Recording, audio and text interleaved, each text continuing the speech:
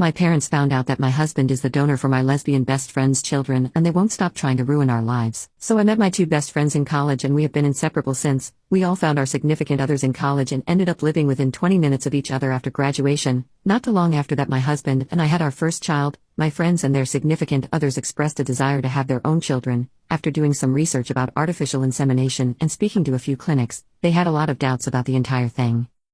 This went on for about a year until they asked me how I would feel about my husband being the donor for their kids. Apparently after a few drinks the subject was brought up and they couldn't really find any cons with the idea. They would for sure know what the father looked like. They would have access to him and his family in case of any medical questions came up. They would be able to know for sure that their kids all had the same donor. And finally the thought that all of our kids would grow up with a bunch of cousins was very exciting for them as they mostly came from very small families. It took some convincing, but after some time spent discussing it and speaking with a family lawyer we did it. It has been one of the best choices we've ever made. That was in 2009. There are 10 kids between the three families, the oldest being 15 and the two youngest being 7, so that is how life was. Didn't really have any issues, mostly just a lot of questions once we told the kids when they got a little older, but essentially we lived as one big happy extended family.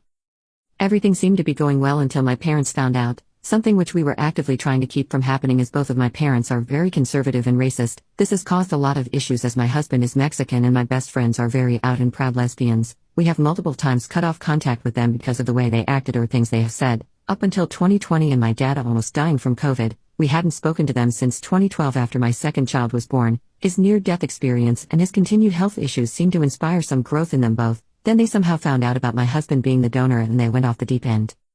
They were convinced that he had somehow brainwashed all of us into this harem where he was defiling these white women, that my friends weren't actually gay and this was all some big conspiracy to commit white genocide. It was very eye-opening, all the hate that spewed out of their mouths when they found out. The extent of the vitriol that they had for my husband made me rethink all of our recent interactions and those interactions with my kids. Any of the growth that seemed to be there after my dad almost died had vanished. If it would have just been that, I would have just never spoke to them and I would have probably regretted not having them in my life, but also understood that they couldn't be in my life, but they just kept going. They called the police to have them do wellness checks on us to make sure we weren't under the influence or being coerced, called my husband's and friends' workplace to tell them about the supposed inappropriate relationship they were having, which caused lots of issues.